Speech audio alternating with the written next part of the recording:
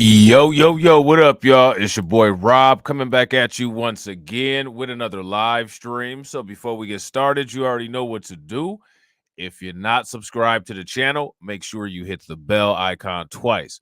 Smash the like button, share this video out to all of your followers, and let's get it cracking. All right. So shout out to everyone who is in the room. It is good to see each and every one of you all. If you guys can hear me okay, please give me that thumbs up or a radiation emoji in the chat. If you guys cannot hear me, give me a thumbs down or an angry face. While you guys are doing that, I'm going to shout out everybody that's in the room early. We got Denise Scales in the house. Shout out to Denise. We got Brooklyn Queen in the building. We got Katsy. We got DeAndre. Shout out to Lloyd Sky 9. What's good with it, bro? We got Retro Gaming 99. Shout out to you. We got Shamika Gray in the building. We got Sybil in the house. Shout out to you. And looks like that is it. So shout out to everybody who's in here. It's good to see each and every one of you guys. I hope y'all having a good Saturday, all right? So what we're going to talk about today is what is going on in Colorado and California, because I don't know if people are aware, which I'm sure everybody is because this is not new news, but the state of Colorado has removed Trump from the presidential ballot based on a Colorado Supreme Court decision. Now, my question for you guys is, how constitutional is that? And do you think that that will continue to be upheld, or will that be stopped? That's the question. California, believe it or not, is also considering that. And your boy Rudy Giuliani is trying to protect them ducats because he's about to have to pay them out. He's about to have to pay them ducats out. Shout out to Mr. King and shout out to Percy Earl. What's good with it? So we got the article from Fake News right here, and it says Trump is ineligible for office under the 14th Amendment's quote-unquote insurrection ban. Colorado Supreme Court rules. Now, what do you guys think about that?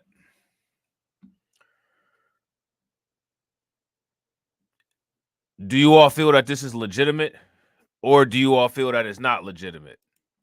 I don't know how I feel about it. So now here it says, in a stunning and unprecedented decision, the Colorado Supreme Court on Tuesday removed former President Donald Trump from the state's 2024 ballot, ruling that he isn't eligible to run for president because of the 14th Amendment's quote-unquote insurrection ban. Who's familiar with the 14th Amendment's quote-unquote insurrection ban?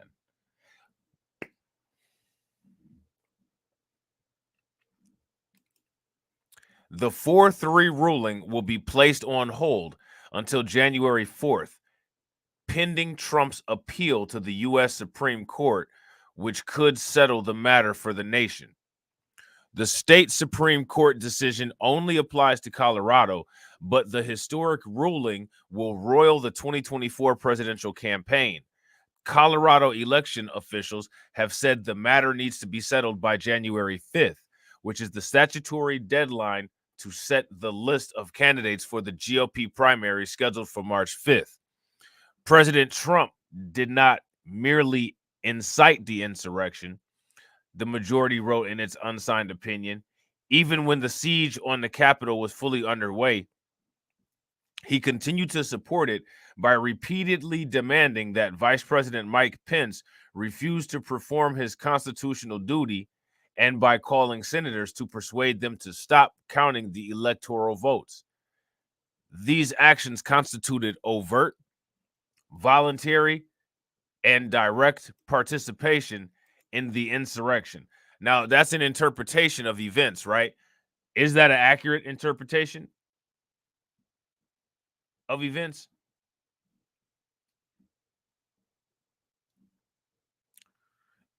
That's my question for you guys. Let me know what you guys think. Shout out to Ricky12. What's good with it?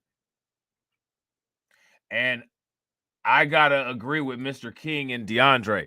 Mr. King says, I feel them Dems aren't confident for 2024. And DeAndre says, I think the Dems are pressed. Yeah, facts. I agree.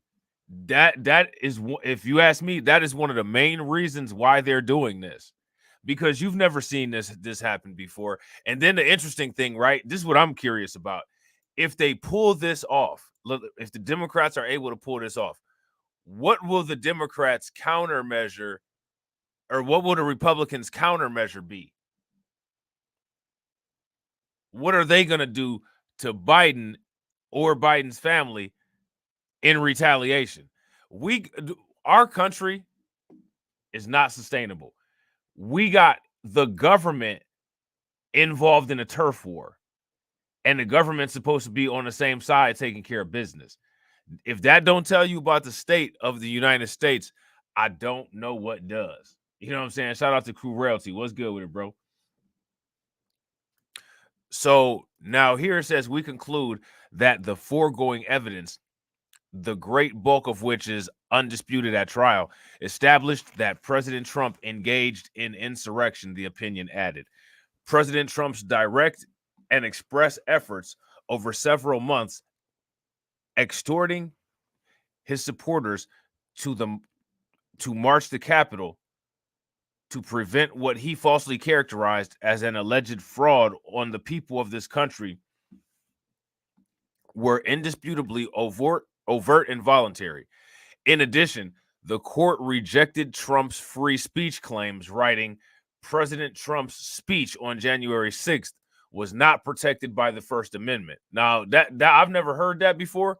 That's interesting. What do y'all think about that? Nah, I haven't seen the trailer for it. I'm gonna have to check it out.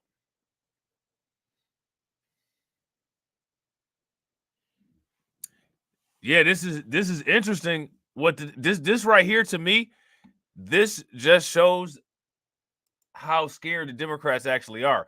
They trying to pull out all the stops, even if they can't even get them to stick. They're gonna try to pull them out anyway. That's crazy, man.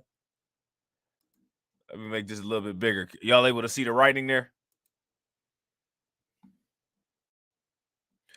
So now here it says, ratified after the Civil War. The 14th Amendment says officials who take an oath to support the Constitution are banned from future office if they engaged in insurrection. But the amendment's wording is vague and doesn't explicitly mention the presidency, and has only been applied twice since 1919. So now here go the question: who have the two times that this has been applied involved? Does anybody know? Don't expect an answer from me, because I sure as hell don't. All 7 justices on the Colorado Supreme Court were appointed by Democratic governors. 6 of the 7 subsequently won statewide retention elections to stay on the bench. The 7th was appointed in 2021 and hasn't yet faced voters.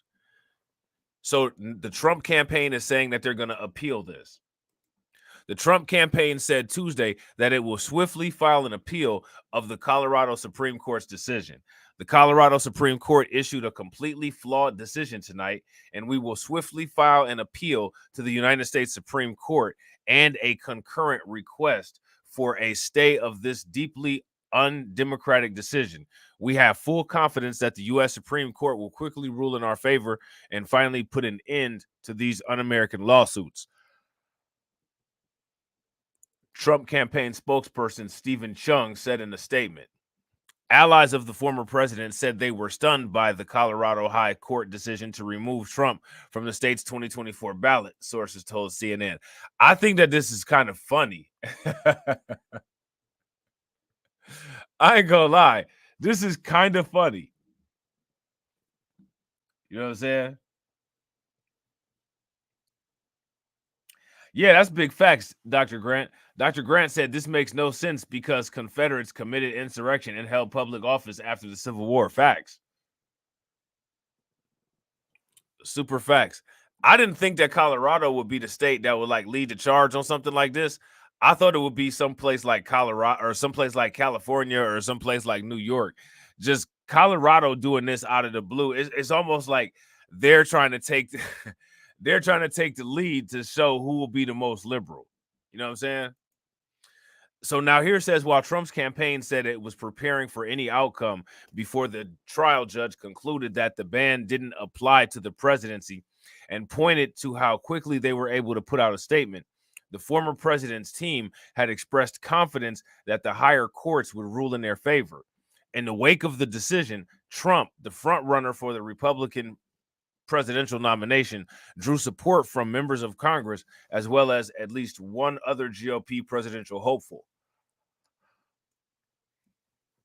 House Speaker Mike Johnson criticized the state's court decision in a statement, calling it reckless. Today's ruling, attempting to disqualify President Trump from the Colorado ballot, is nothing but a thinly veiled partisan attack. Regardless of political affiliation, every citizen registered to vote should not be denied the right to support our former president and the individual who is the leader in every poll of the Republican primary. Johnson, a longtime Trump ally who has endorsed the former president's 2024 bid, said in a statement, "We trust the U.S. Supreme Court will set aside this reckless decision and let the American people decide the next president of the United States." Now, what I find interesting about this is, do the people of the United States really decide who the next president is?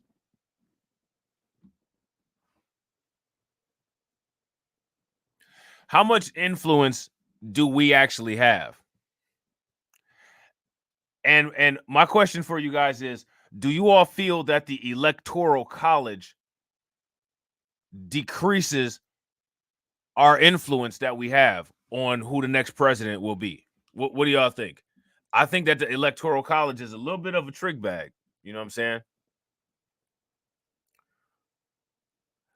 So GOP presidential candidate Vivek Ramaswamy, everybody's favorite, he stated the decision was an actual attack on democracy and an election interference. He pledged to withdraw from the Colorado GOP primary unless Trump is allowed on the ballot. Now, let me ask you guys this. Is Vivek Ramaswamy that important to anybody or on anybody's mind that much where things just will not go forward as planned if he decides to withdraw himself? I got a feeling that there's a lot of people that actually would support Vivek Ramaswamy withdrawing himself from the planet. If you're in support of Vivek Ramaswamy withdrawing himself from the planet, give me a thumbs up in the comment section. If you're not, then give me a thumbs down. I think most people here, though, support Vivek Ramaswamy withdrawing himself from the planet. So, you know, if I don't think anybody cares about what he's doing. Only him. Having tried every trick in the book to eliminate President Trump from running in this election, the bipartisan establishment is now deploying a new tactic to bar him from ever holding office again. The 14th Amendment, Ramaswamy posted on X.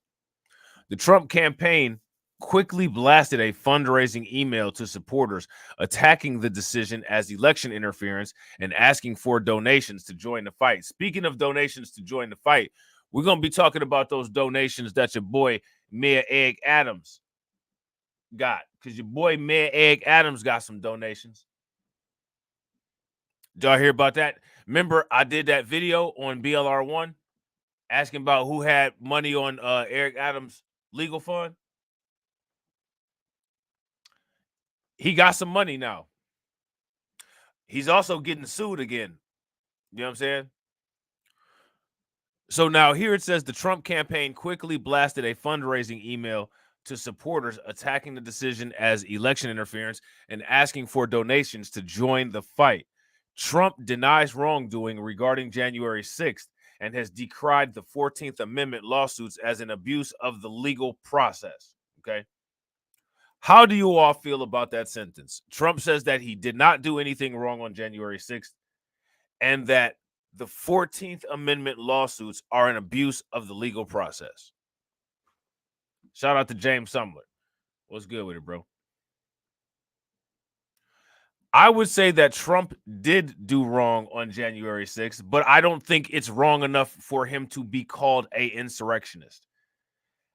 And I do believe that this is a abuse of the legal process. This is clearly a tactic to attempt to give the Democrats an edge in the election which the Democrats have now established a solid pattern of using all existing infrastructure to try to exert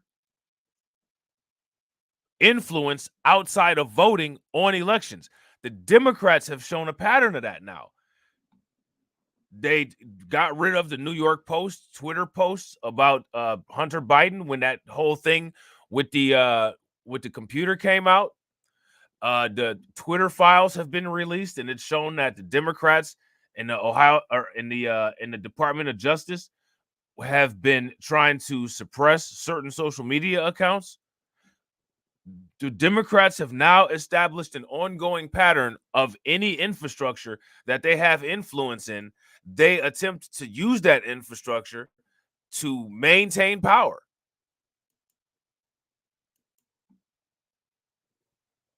I don't think that there's anybody that can say that that's not true.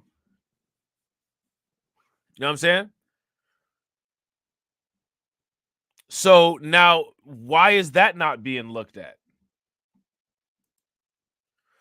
So now here it says he is under federal and state indictment in connection with his attempts to overturn the 2020 election, and he has pleaded not guilty. The ruling comes as a similar appeal is pending in Michigan, where Trump also prevailed.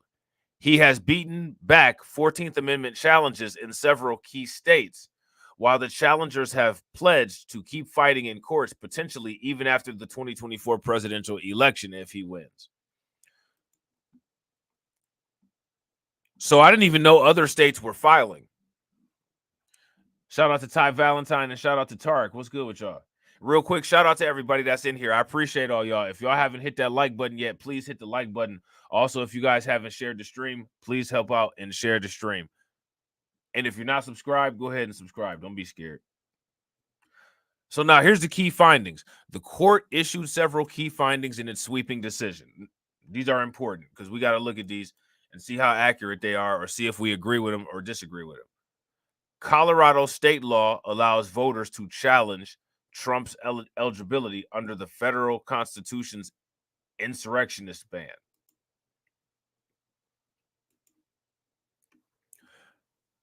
Colorado courts can enforce the ban without any actions from Congress.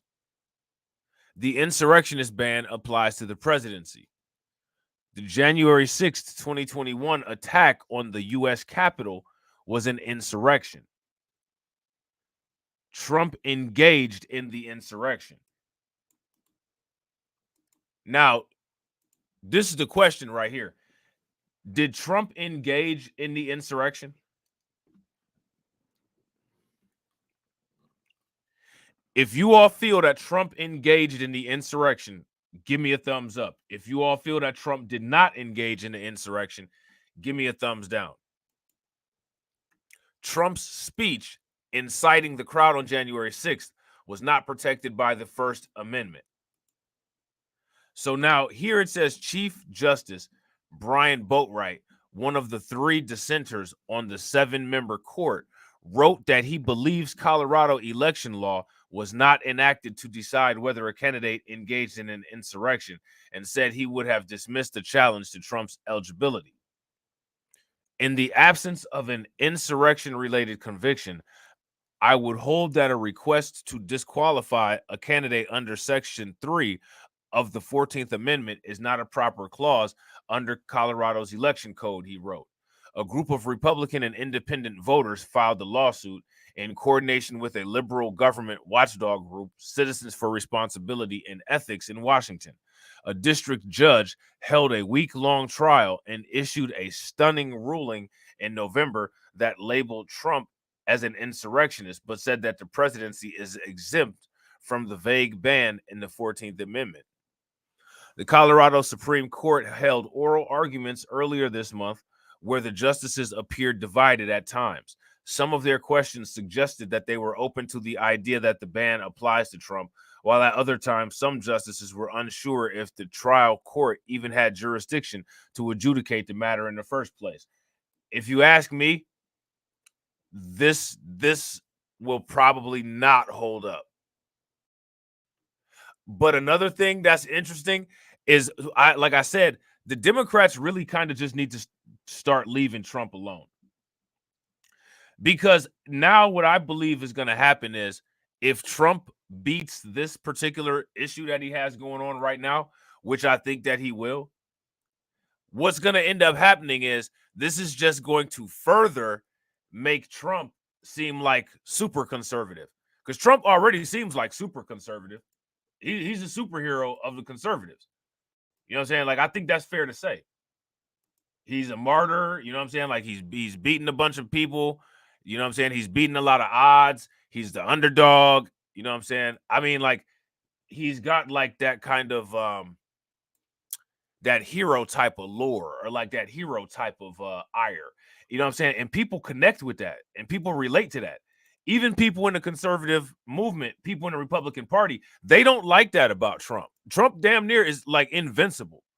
You know what I'm saying? Like, some crazy stuff could come out about Trump, wouldn't even matter. Nothing will matter. The best thing that the Democrats could possibly do is, if you ask me, is actually stop talking about him, to start trying to smother all the stories that come out about him, and just leave it alone.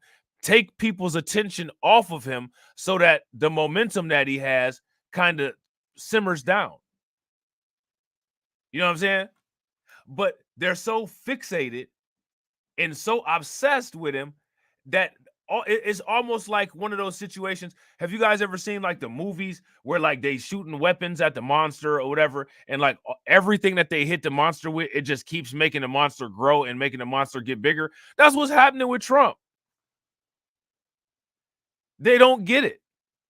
And if they don't get it and they fail to adjust, well, survival of the fittest prevails, because the world is correct.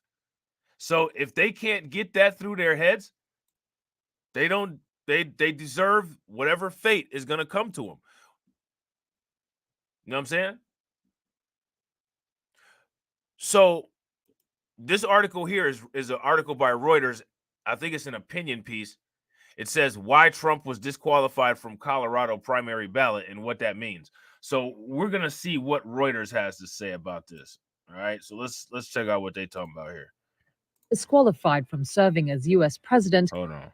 Okay. Donald Trump has been disqualified from serving as U.S. president and kicked out of the presidential primary election in Colorado next year. The state's highest court made the historic decision on Tuesday over the former president's role in instigating violence against the government in the Capitol attack by his supporters on January 6, 2021. The 4-3 ruling by the Colorado Supreme Court was based on a rarely used provision of the U.S. Constitution. Section 3 of the 14th Amendment bars officials who have engaged in insurrection from holding office. Trump is now the first presidential candidate in history to be disqualified from the White House under that rule. The majority justices acknowledged the judgment was uncharted territory, but said, quote, "We do not reach these conclusions lightly." Trump's campaign said they will appeal the ruling at the U.S. Supreme Court, calling it flawed and undemocratic, while Trump accused the Democrats of election interference at a campaign rally in Iowa. Crooked Joe Biden and the far-left lunatics are desperate to stop us by any means necessary. They are willing to violate the U.S. Constitution at levels never seen before in order to win this election. The case was not brought forward by Biden, but a group of Colorado voters backed by a nonprofit called Citizens for Responsibility and Ethics in Washington. In a statement, the nonprofit said the court's decision is, quote, "not only historic and justified, but is necessary to protect the future of democracy in our country." The lawsuit is seen as a test case for a wider effort to strike Trump off state ballots under the 14th Amendment. Tuesday's ruling overturns a lower court's judgment in Colorado that concluded Trump did engage in insurrection, but that, as president, Trump was not an officer of the United States who could be disqualified under the provision. It now sets the stage for the U.S. Supreme Court to potentially consider whether he's eligible across all 50 states to serve as president again. Half of the judges that make up the top court's conservative majority are Trump appointees. Man, he's in a good position.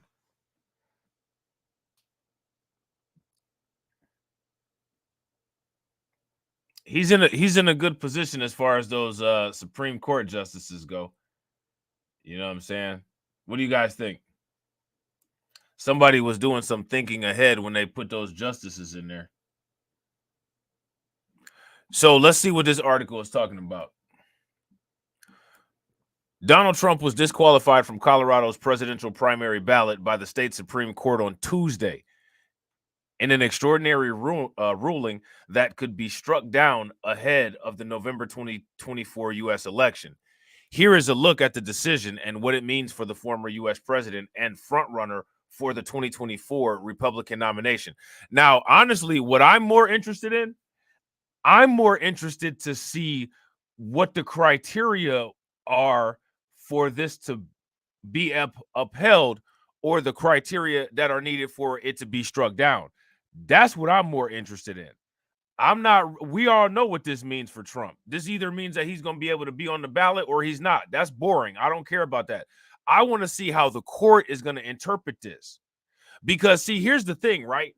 It was already split. How did it win? It was split 4-3, right? It won by a decision of 4-3. And now, mind you, this is a decision of 4-3 with a bunch of liberal judges in Colorado. So if it only won with 4-3 with them liberal judges in Colorado on a stacked Supreme Court with Amy Coney Barrett and what's the other dude's name? Clarence Thomas and Alea or whatever old boy name is, with all those conservative justices on the Supreme Court, if it didn't hardly win in Colorado where it's liberal, it's a wrap. That shit's about to get overturned probably like within 45 minutes once it gets to the U.S. Supreme Court. What y'all think? Do you guys agree with my logic there, or do y'all disagree? If it barely made it out of a legal Supreme Court, it's going to get stomped out, snuffed out, and suffocated immediately when it gets to the majority conservative Supreme Court. I'm assuming numbers. You know what I'm saying? So now here it says, what does the ruling say? A slim majority of the Colorado Supreme Court ruled that Trump is disqualified. See, a slim, very slim majority. A slim majority of the Colorado Supreme Court ruled that Trump is disqualified from appearing on the state's ballot under Section 3 of the 14th Amendment of the U.S. Constitution, which bars anyone engaged in quote-unquote insurrection rebellion from holding federal office. Okay? A lower court judge previously ruled that Trump's actions on January 6, 2021, during a violent attack on the U.S. Capitol by his supporters amounted to an insurrection, but stopped short of disqualifying him, saying that Section 3 does not apply to presidents. So now this lower court judge didn't ban him because he said that the amendment didn't apply to presidents. Shout out to Cannon Hotel. What's good with it, bro? I don't think this is going to go anywhere. I think this is going to get overturned. Anything that the Democrats do, all it's going to do is just energize the Republican voter base for Trump. It's amazing how they just can't see this. Like, it's crazy optics out here. It's like watching somebody driving towards a cliff at full speed, and it's like you don't see that cliff there, and they just keep speeding up, just driving fast as hell, not noticing anything. This is going to only have negative effects. It's going to be another fail, and it's going to galvanize them more, and it's just going to be something else that Trump can use to rile up the crowd at his rallies. The lunatic left. They tried to stop democracy once again. But as you see, Trump prevailed. Democracy prevailed. In the same way Trump prevailed and democracy prevailed, I will prevail in 2024 to make America great again. How can you not see it? As clear as a crystal ball.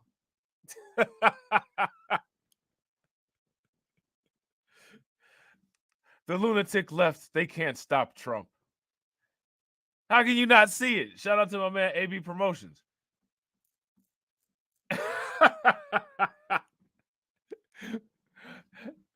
They driving on cruise control with nobody behind the wheel. You know what I'm saying? Shout out to Lois. What's good with it, Lois? So now here says the Colorado Supreme Court paused its own ruling pending review by the U.S. Supreme Court, which Trump said he will immediately seek. There you go. Once the U.S. Supreme Court already knows what they're going to do. First and foremost, based on alliances and affiliations, they're not even going to read this. They're going to overturn it. But they would overturn it anyway because, like I said, the liberal interpretation only was able to get a 4-3 out of Colorado. This is going to get smashed in the Supreme Court.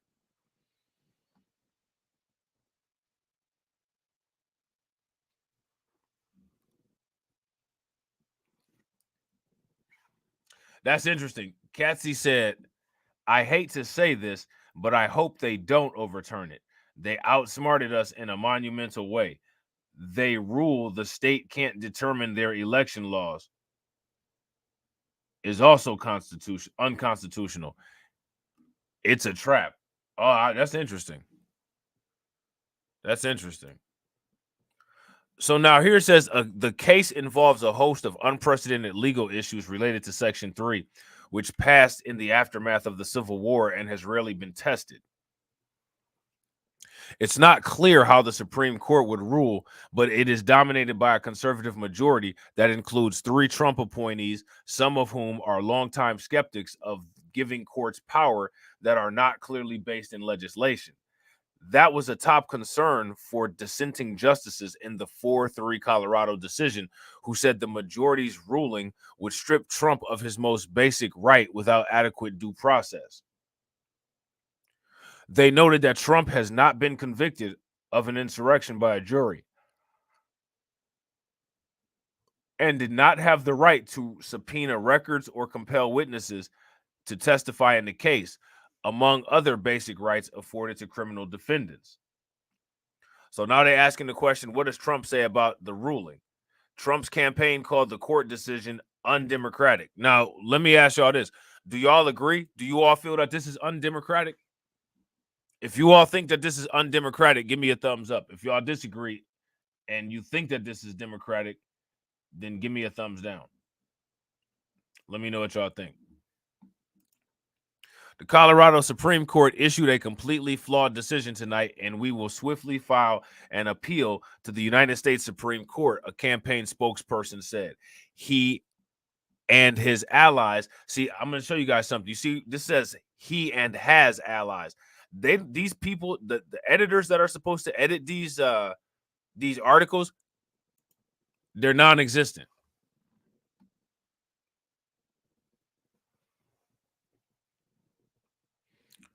The editing in these articles is non-existent. He and his allies have criticized disqualification cases in Colorado and several other states as undemocratic and part of a conspiracy by his political rivals to keep him out of office. How could the ruling impact the election? Even if the ruling survives the Supreme Court review, it could be inconsequential to the outcome of the 2024 election because Trump does not need to win Colorado and is expected not to, given its strong Democratic leanings. Okay? So Trump don't even need Colorado to win.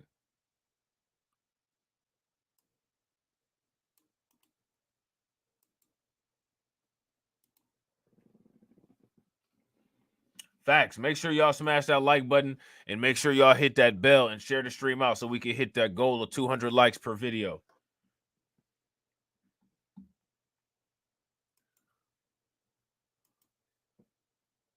So it says Colorado has 9 of the 270 electoral votes required to win the presidency.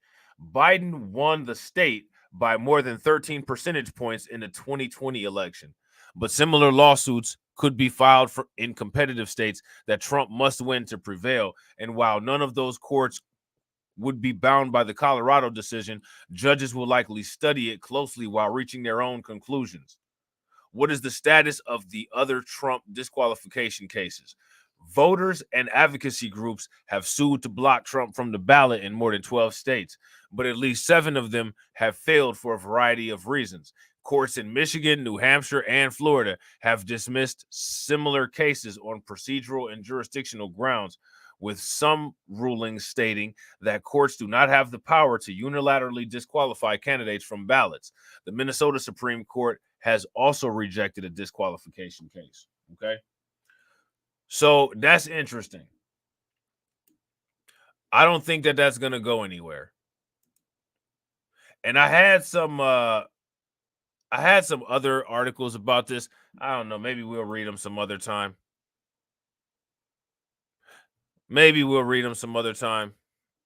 Maybe not. We'll see. Now, there's an article here from The Hill, and it says the Colorado court may have given a surprise gift to Trump. So what kind of benefit do you think that this could have provided Trump? The only thing that I could think of is the stuff that we were saying earlier. Free advertising, giving him that martyrdom, you know? So let's check out what they're saying here. Let's go past this. Antics of all of the candidates jostling for the top spot. And joining me now to break it all down is my good friend and colleague, The Hill's national political reporter, Julia Manchester. Julia, Biden's campaign has posted a graphic on X comparing Trump to Hitler, writing Trump parrots Hitler. What kind of reaction have you been hearing? Yeah, certainly from Republicans, it's one of defensiveness and anger. It's not the first time we've seen a Democratic figure compare President Trump to Hitler, but they are very much trying to dig in on those poisoning. Look, shout out to DeAndre. Nah, I don't like any Cincinnati team, bro. I'm from Northeast Ohio, bro. Cincinnati is like Southwest Ohio by like Kentucky. So I don't mess with no Cincinnati teams. The Reds, the Bengals, I don't mess with no Cincinnati teams. They don't even talk the same as we talk in Northeast Ohio. Like people in Northeast Ohio talk like me. In Cincinnati, they got Southern accents. You know what I'm saying? That's like a completely different state, bro. We don't mess with them down there. We don't mess with the 513. You know what I'm saying? But I don't like the Browns neither, though. The Browns is garbage. You know what I'm saying? They trash. I don't like really no Ohio teams. The only Ohio team that I ever used to rock with was the Indians lightweight and the Cavs when LeBron James was playing for them. You know what I'm saying? But aside from that, I don't really mess with none of the Ohio teams. I don't like Ohio State. You know what I'm saying? Like I don't like none of the Big Ten. None of them. I don't like Ohio State. I don't like Purdue. I don't like Indiana. I don't like Northwest. I don't like none of them. You know what I'm saying? Shout out to Cameron, your mom live in Cincinnati? Yeah, I don't mess with Cincinnati, man. And they weird. Like, they weird down there, bro. You know what I'm saying? They got a whole... I think that's where Vivek Ramaswamy is from, for real. They got a KKK world headquarters down there. You know what I'm saying? And what else they got down there? That place called Skyline Chili, I think, is down there. That weird-ass shit where they put the chili in the spaghetti. I don't rock with no Cincinnati shit. You know what I'm saying? None of it. Now, as far as sports go, they got some good high school sport teams. You know what I'm saying? But yeah, I don't mess with that, man. I don't fuck with Cincinnati. I don't even consider Cincinnati Ohio. You know what I'm saying? I consider that shit Kentucky. You know what I'm saying? Hold on real quick.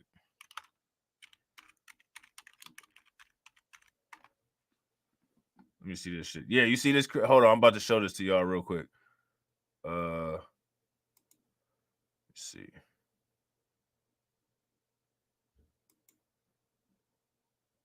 Let me see. Yeah, see, they call it Cincinnati chili. Don't no normal person do no shit like this. You know what I'm saying? And that's how you know Cincinnati is right down there by the holler, because don't no normal people do no shit like this. Cincinnati chili. This is a restaurant that started in Cincinnati called Skyline Chili, and they put the chili in the spaghetti. Look at this. These motherfuckers got Hershey Kisses in the damn chili. You see the Hershey chocolate on top of the damn ground beef right there? Who does that?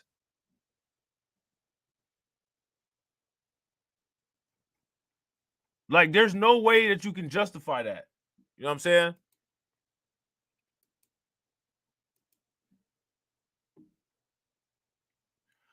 Oh, the Browns and the Bengals finna play?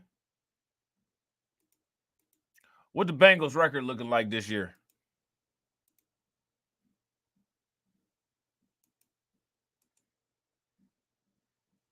I'm telling you, bro, I don't even be watching sports. Once in a blue moon, I watch some NCAA, I watch some college. Especially if it's not Big Ten. If it's not Big Ten, I'll watch it. You know what I'm saying? If it's the Big East, if it's the Pac-10, or you know what I'm saying, whatever, some shit like that, I'll watch that. If it's the Big Ten, I don't watch no Big Ten, bro. I don't like none of. I don't like Michigan. I don't like Michigan State. I don't like Ohio State. I don't like Indiana. None of them. Wisconsin, I think Wisconsin is part of the Big Ten. You know what I'm saying? Nah. So yeah, so this is that thing that they had right here, talking about Trump parrots the mustache guy that looks like Andrew Schulz with that haircut. You know what I'm saying? The water comments that President Trump made about immigration. And this is going to be, I think, potentially their message on immigration. Immigration is a bit of a tough point for the Biden administration due to the situation at the southern border. So they're trying to put Trump on the defense now. Well, Trump's still leading nationally when you look at the polls. And so when you look at that graphic, I'm wondering from your reporting, Julia, is it because they're trying to take on Trump, or are they also trying to switch the conversation away from the Rashida Tlaib wing of the Democratic Party? I think the second point you made there is exactly what the Biden administration is trying to do. They are trying to energize their base because right now, the progressive wing of the party and younger voters are not energized. And, even worse for Biden, a lot of them are turned off from Biden and threatening to sit out the election. So this is a way the campaign is experimenting to get them riled up over this issue of immigration. We saw that it got Democrats riled up roughly 7 or 8 years ago when President Trump first declared his candidacy, talking about building the wall. So they're trying to do it again nearly a decade later. Nikki Haley, switching gears now, 3.5 weeks away from the Iowa caucus. Nikki Haley surging in the granite state of New Hampshire. What kind of pressure are candidates, specifically former New Jersey Governor Chris Christie, what pressure are they now getting to get out of the race to try to force a showdown between Haley and Trump? Governor Christie is under an immense amount of pressure to drop out because if you look at that polling, Christie has enough support where if he were to drop out, and assuming a lot of his support are never Trumpers, a lot of that support could go to Haley, which would bring her even closer to Trump, bringing them nearly neck and neck. So certainly a lot of pressure in New Hampshire. As to whether that happens, we don't know because like we talk about how Ron DeSantis in Iowa has put all of his eggs in the Iowa basket, Chris Christie has put all of his eggs in the New Hampshire basket. So he seems to actually be ramping up the attack. Now, here's my question. Aside from Trump, who do y'all think is the next viable candidate for the Republicans? Aside from Trump. Nikki Haley, Vivek Ramaswamy, who do y'all think that people would get behind? Ron DeSantis? Who, this dude, what's his name, Chris Christie? Who do y'all think they'd get behind? On Nikki Haley lately, saying she's not standing up, taking a strong stance enough against President Trump. So we'll see what he does, but certainly a lot of pressure there. So let's stay with DeSantis, because my sources in the Trump world are saying that they think DeSantis gets out after Iowa and then backs Trump. Is that meshing with your reporting? You know, in terms of DeSantis' world, who I've spoken with, they are holding firm that they want to wait and see how Iowa works. Goes. Their logic is we're going to win big in Iowa or come close enough to Trump where then they'll go to New Hampshire with that momentum. But if you look at the polls, much continuing to plateau in Iowa. In fact, Nikki Haley is starting to leapfrog him in a number of these polls. And going to the New Hampshire question, look, Ron DeSantis has spent most of his resources in Iowa. Of course, he has a ground game in New Hampshire. But, you know, when you're talking to the Iowa GOP electorate and the New Hampshire GOP electorate, they're very different electorates. Iowa is much more culturally conservative, much more in Ron DeSantis's lane as a Republican. New Hampshire, a bit more independent, moderate moderate and even libertarian. So he's going to have to make a very hard pivot if he were to get out of Iowa and go to New Hampshire. That's a great point. It's crazy how like they got all these different names for the same thing. None of these names matter about any, like they don't matter at all. Like these are all the same people, which is hilarious. Shout out to Lena. What's good with it, Lena? And shout out to Mama Zeke. What's good with you, Mama Zeke? These are all the these are all the same people.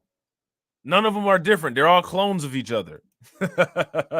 Point. The difference between the Republicans in those states. Even Trump's critics, meanwhile, are saying that he should be on the ballot in Colorado. So it's interesting to see. Hey, shout out to Valiant Thor. Valiant Thor says it's election season time. Time to play C19 again. Have a blessed day. How many of y'all know who Valiant Thor is? If y'all know who Valiant Thor is, give me a thumbs up. If y'all don't know who Valiant Thor is, give me a thumbs down. I know who Valiant Thor is. See, how do you see this playing out? This is so interesting because you have Republicans, obviously, and even some Democrats who are saying that Trump should be on the ballot for two reasons. First, Democrats who are against this decision to remove him from the ballot say this is only going to energize his base. Remember, earlier this week when he was in Iowa making those comments, responding to him being removed from the ballot in Colorado, even before that news broke, his campaign had literally decorated the stage with Christmas decorations and pictures of his mugshot. Every one of these developments, which would seemingly hurt any other candidate or political figure, only galvanizes President Trump. See, she's saying the same thing that I said. She getting paid a pretty penny. She getting paid ducats by the hill. And I'm just a low IQ, low impulse control, foundational Black American male that nobody wants to listen to because they'd rather listen to some sombrerito pick somebody else to talk for us. That's not even one of us.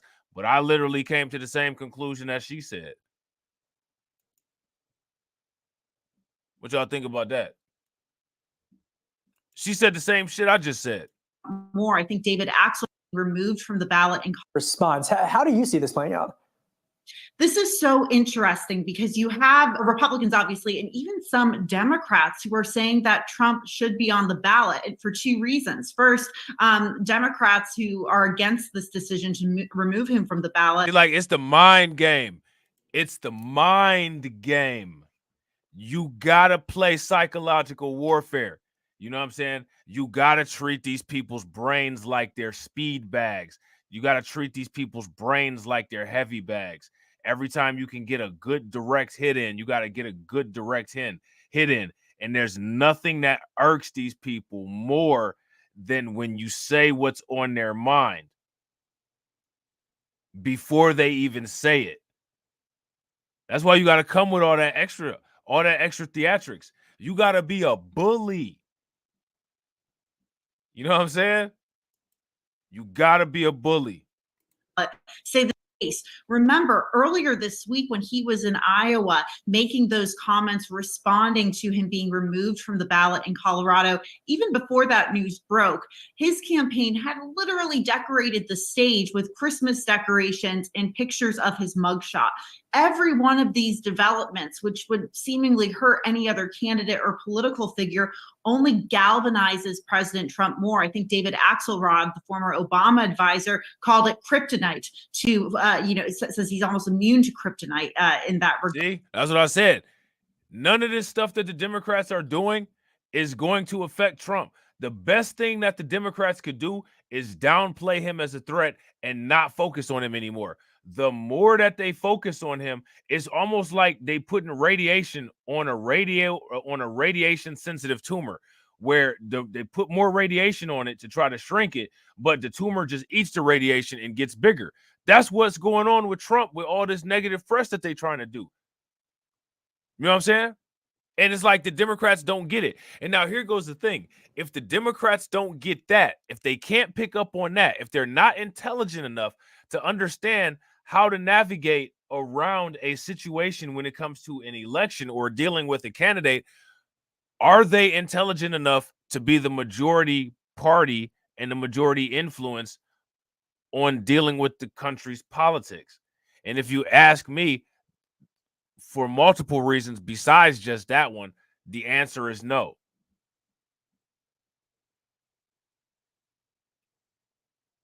Let me know what you guys think. Shout out to Ricky. Ricky says turnout will be down for 2024. No pandemic, so Trump will win. Black vote's not coming out for Biden this time. Facts. They're going to pull out all the stops too. The Democrats are going to pull out every shill. They're going to pull out every stop. You guys see, shout out to Afro Elite. He just did a stream about it. Kathy Hochul of New York signed off a reparations study that she didn't sound very enthusiastic about. Well, that's cool because we're just as unenthusiastic about supporting you for your next run. You know what I'm saying? People got to start demanding this stuff from these people. Start demanding it. No prisoners. Like Bone Thugs and Harmony said, no surrender. Yeah, that's what they're going to do. If y'all agree with Cameron, give me a thumbs up. If y'all disagree, give me a thumbs down. Cameron said they're going to send Kamala Harris to go dance at the MLK church. If y'all think she's going to go dance with the Hawaiian Soapy Fame skirt on, give me a thumbs up. If y'all don't, give me a thumbs down. And then Biden going to sit there and talk about how he likes to eat fried chicken and watermelon. Somebody should ask him, you ever choked on a bone before?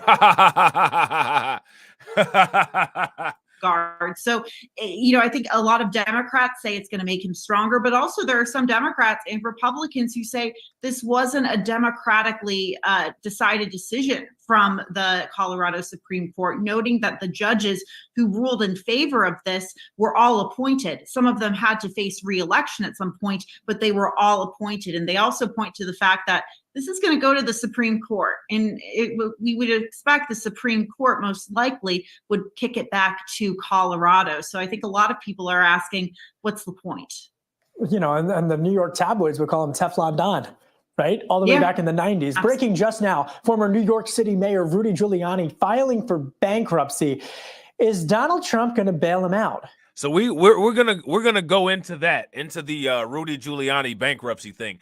I think these two opinion pieces on Trump, that might be like some filler content. I might put those aside and just talk about those one day if I don't have nothing to do, and I just want to make sure that, the channel stay relevant in the algorithm. We could chop it up about those opinion pieces, but I'm gonna try to streamline this because there's other stuff that I want to talk about. Like there's a bunch of streams that I want to try to talk about. And I want to try to get them done early. And then tonight at midnight, if you're not subscribed to Undocumented, make sure you subscribe to Undocumented. We're going to go live on Undocumented and talk about some of the insanity that's going on at the border. That's a good question. Rudy Giuliani, it's amazing to watch his fall from grace. He was literally seen as America's mayor after 9/11 or the days after 9/11 in New York City. And he has increasingly, very much in a way, sold his soul to the former president. But I'm wondering if he did it to the extent where is he essentially a liability to the former president right now because he's had such a fall from grace? We'll have to see if President Trump decides to bail him out. But I'm sure President Trump is looking at this as Rudy Giuliani being really the first victim of what could be many victims of Trump's legal issues. I'm curious to see what he does and how that strategy plays out. Yes or no, one word answer before I let you go. Ron DeSantis gets out of the race after Iowa. Oh, Kevin, I hate it when you do this to me. I'm going to say no for now. All right, so there's that. She said no for now. So now here it says the Colorado Supreme Court delivered a December surprise Tuesday with its ruling barring former President Trump from the GOP primary ballot in the state. The justices, by a 4-3 margin, ruled that Trump engaged in insurrection and in relation to the Capitol riot of January 6th of 2021. They further contended that this disqualifies him from office under the 14th Amendment of the Constitution, which includes a prohibition on those who engaged in insurrection or rebellion.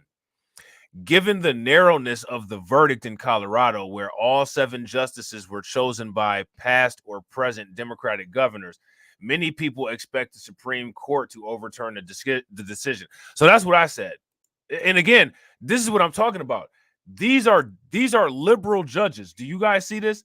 These are liberal judges in Colorado, and it barely won by one vote. It only got passed by one vote. So if it barely passed in a liberal setting, it's definitely going to get demolished in a conservative setting. You guys agree with that logic? If you guys agree with that logic, give me a thumbs up. If y'all disagree, then give me a thumbs down. So now here it says the Supreme Court has a 6-3 conservative majority, and 3 of those conservatives, Justice Neil Gorsuch, Brett Kavanaugh, and Amy Coney Barrett, were nominated by Trump himself. The likelihood of a Supreme Court decision in Trump's favor is just one of the several factors suggesting that the political impact on the former president may be limited. It's entirely plausible he could wring political advantage from his apparent setback in Colorado, just as he has done with the 4 indictments with which he has been hit this year. See, so that's I agree with what this article is saying. This article is basically summarizing what I'm saying about how this ain't gonna do anything except for provide more strength to his base. You know what I'm saying? It's gonna provide more strength to his base. Despite those indictments totaling 91 charges, Trump's polling lead in the GOP primary has only expanded. Only expanded. Any publicity that Trump gets is going to improve his case. The only strategy that the Democrats have not tried is ignoring him, and they're too stupid to realize that that's the only strategy that is probably not even going to work, but it's the only strategy that will at least stop the acceleration of the momentum that he has. But they're just too dumb to see it. And again, the thing is that if they're too dumb to have a campaign strategy that works, then that definitely does not justify them having the authority to run the country. Because if you're too dumb to conquer in a campaign strategy, you're definitely too dumb to maintain the United States on a world stage, which is actually being demonstrated with all of the embarrassments that we're dealing with Joe Biden as our president. So these are all things that we have evidence that backs. These are not just claims being made out of the clear blue sky. The first indictment of Trump relating to primarily the hush money payments to adult actress Stormy Daniels was announced on April 4th by Manhattan District Attorney Alvin Bragg. Alvin Bragg is a simp. You know what I'm saying? The previous day, the former president had a lead of 25 points in the national polling average maintained by data site 538. On Wednesday, 4 indictments later, his lead spread to 49 points. To be sure, there are other factors that have contributed to Trump's growing dominance in the primary, especially the underwhelming campaign of his erstwhile main rival, Florida Governor Ron DeSantis.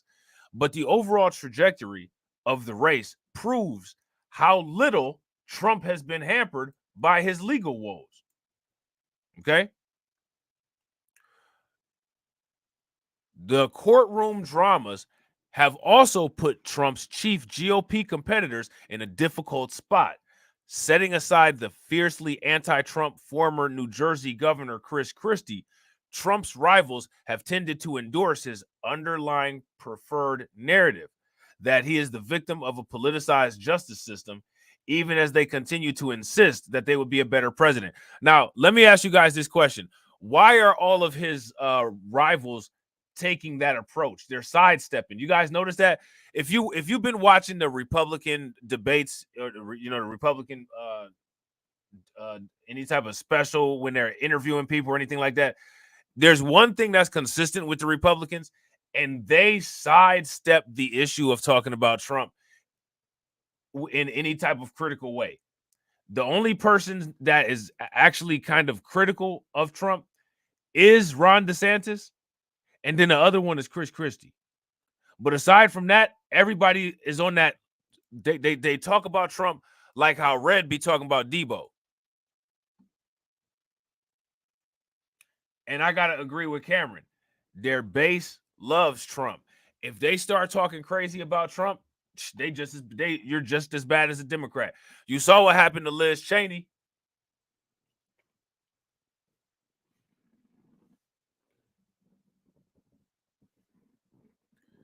Y'all saw what happened to Liz Cheney. They got her out of there. And Mitt Romney, man. Mitt Romney he's no longer a respected Republican, man. Mitt Romney is a wrap. He's done. Him and they got him and Liz Cheney up out of there. Oh man. That's hilarious.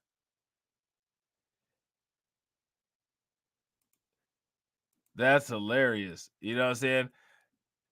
They got Cheney and them up out of there, crossing Trump.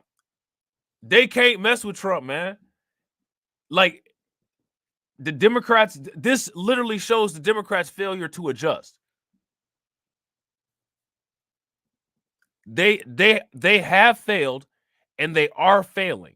And now because they have failed and they are failing and they've allowed the monster to just grow to tremendous proportions, now what they're going to do is they're going to try to use extra voter infrastructure means to try to hamper Trump's progress, you know, in the presidential race instead of actually out competing Trump. And it's kind of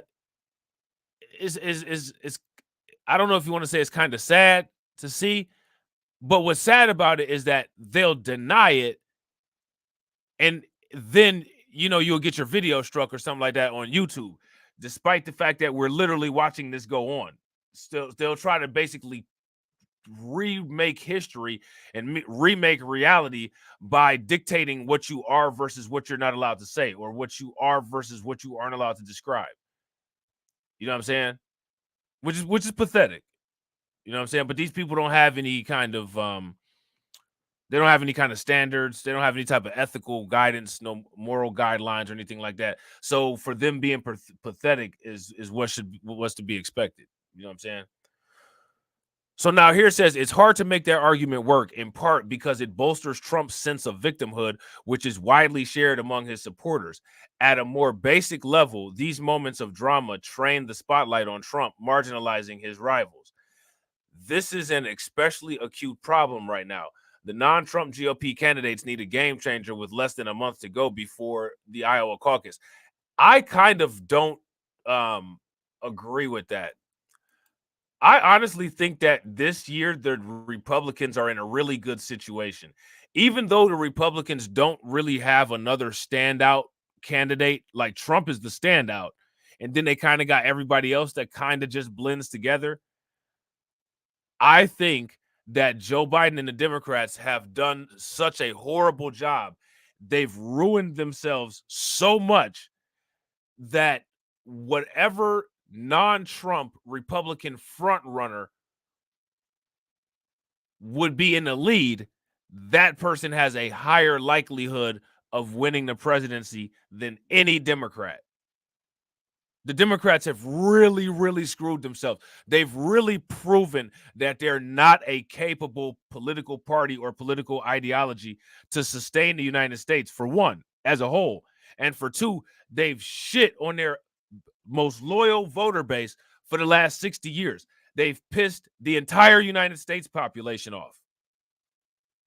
They've pissed mainstream America off. They've pissed Black America off.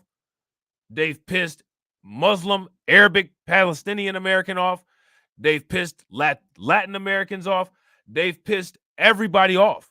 There's literally no group of people, as far as if you look at people on the basis of communities, aside from the LGBTQ community, that is actually happy with the Democrats. Who's happy with the Democrats?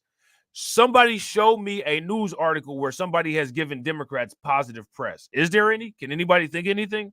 Who's come out and said we're extremely happy about the way that the Democrats have been doing policies and they've done XYZ and created positive change for our respective community? What group of people has come out and said that, besides the people that got the war going on right now in the Middle East? Besides them folks, and I ain't talking about the Palestinians, I'm talking about the other ones, but they get serviced by every political group because of AIPAC. Besides them, because they don't count when it comes to that, because they pay off everybody. Who are we? Who's batting for the Democrats right now? Who out here banging for the Democrats? Literally nobody. The Democrat mayors and governors aren't even 100% in support with what the Democrats are doing. It's a wrap. They've nailed their own coffin shut.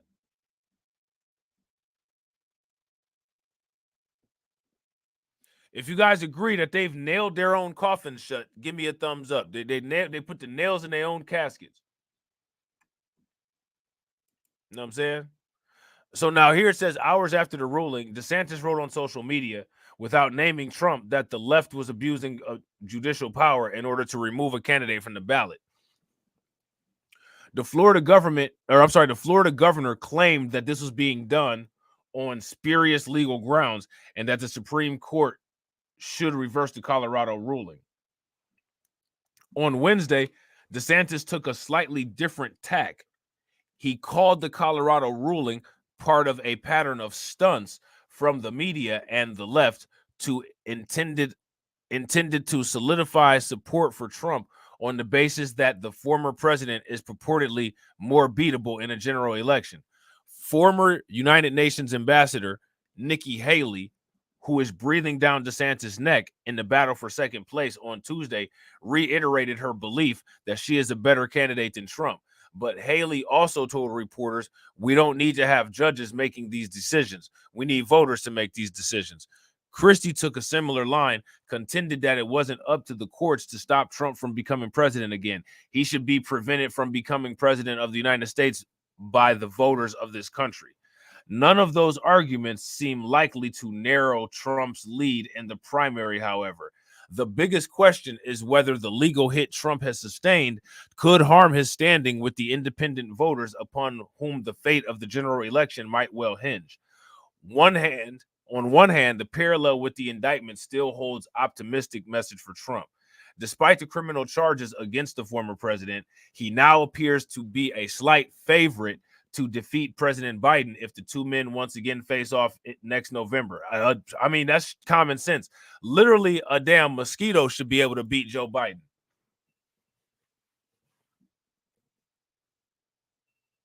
What do you guys think about that? Literally, a mosquito should be able to beat Joe Biden.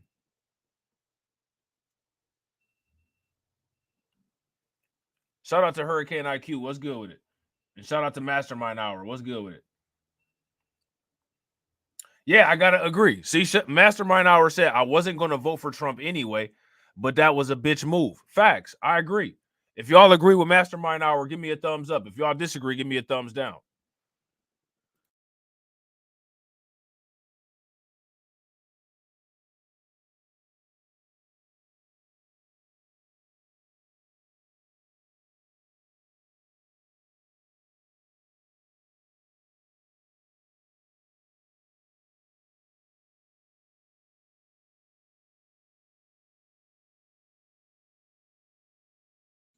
I had to be the live stream goat for a hot second. I was trying to be like how Kid Gravity was this morning. You know what I'm saying? Shout out to Kid Gravity. I was trying to do like Kid Gravity did. You know what I'm saying? Shout out to him. So now here it says the former president leads Biden by roughly 2 points in the polling average maintained by The Hill and Decision Desk HQ. On the other hand, vast swaths of the nations roll their eyes at Trump's claims of being a victim of a witch hunt, and they may see the Colorado ruling as strengthening the broader case against him. Even if you roll your eyes at Trump, because I'm a Trump eye roller. I roll my eye, this motherfucker. You know what I'm saying? But I still feel that he's more qualified to be the president than Biden.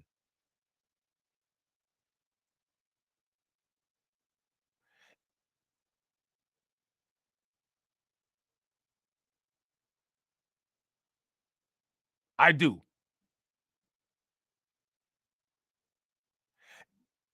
And I still wonder about 2016. Not gonna lie. You know what I'm saying? Like, I'm just saying, this is just me keeping it a buck.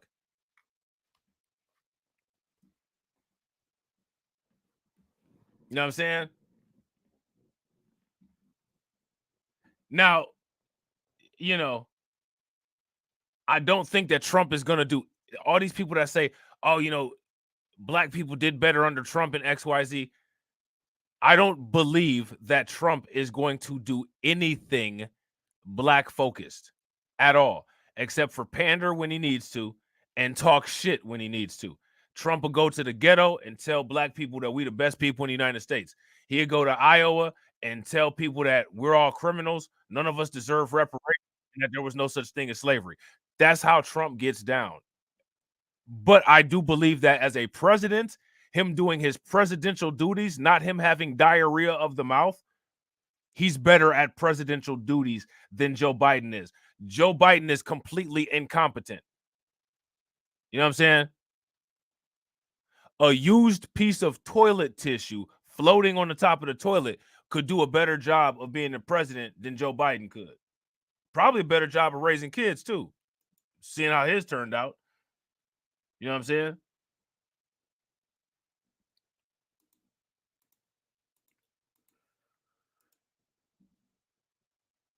So, yeah, and I agree with Roots Trackers. Shout out to Roots Trackers. Roots Tracker says no one is going to focus on us. No one is going to focus on us solely, but us. Yeah, that's facts. That's and honestly, we're the only ones qualified to focus on us and solely on us, which is why all the suggestions that everybody else has with a bunch of the troll nonsense that they come with and talk about, it don't even make any damn sense.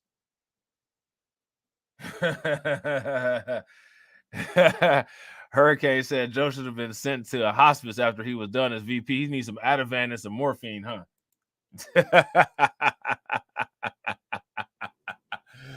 Oh man, he need that Ativan. He needs some Xanny bars. Put the quarters in the machine, in the vending machine, and see if it spits some Xanny bars out for Joe Biden. You're gonna ask Joe Biden that magic question. What would you do for a Xanax bar? He'd do all kind of tricks. He'd fall off his bike, fall up the stairs, grab people's ears, you know what I'm saying? Make up lies, everything. Oh man, the Xanny bar song.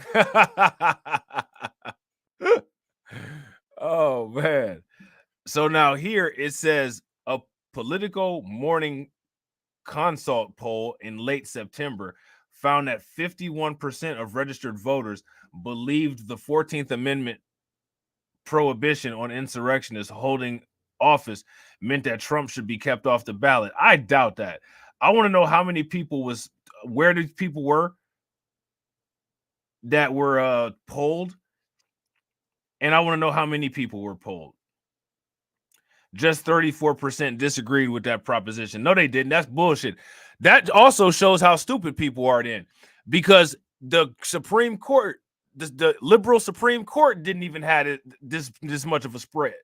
So when asking the public about this, there's a 51-34 spread. In the Supreme Court, in the liberal Democrat, in the liberal Colorado Supreme Court, it was 4-3.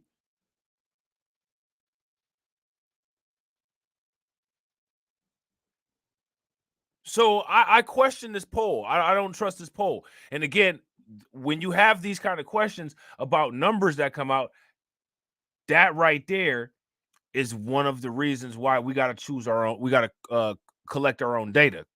You know what I'm saying? Shout out to Tedra. Tedra got a good question. She says, why are we always told we have to choose between Democrats and Republicans? Neither party gives a damn about black people. We don't have to choose between Democrats and Republicans. We don't. And I agree. Neither party gives a damn about black people. Now, the thing is, though, if you pay attention to how some of the laws are written in some states, if you are actively engaging in voting, there's the Democrats and Republicans have a lot of favoritism and influence on who and how they can get on the ballot. So you will see like a large majority of Democrats and Republicans on the ballot. Some of the other parties don't have approval to even be listed in every single state. So it's a rigged system, not in the way that Donald Trump talking about. Like it's an actual rigged system for you to actually be able to have some representation is what the situation is. Yeah, I gotta agree. Shout out to Hurricane IQ. Hurricane IQ says, "When will we start our think tanks? I know we got some now, but we need a lot more." Yeah, Dr. Claude Anderson. Shout out to Val and shout out to Carla. Dr. Claude Anderson got the Harvest Institute. The people that have money, that got the resources, that actually want, if they actually want to see the things change, they need to put that money and resources towards doing that, towards getting those think tanks started. You know what I'm saying? That's how, that right there is how you can tell what somebody wants versus what they don't want. If somebody has the means to do something and they say that it should be there already and they don't put it together and make it so that it is there, that says everything that you need to know. Know what I'm saying? Real quick, ladies and gentlemen, shout out to everybody that's watching. We got 52 people watching. If everybody could take a moment and smash that like button, we got 64 likes. Shout out to y'all. If y'all could bang on that like button and get us to 70, that would be great.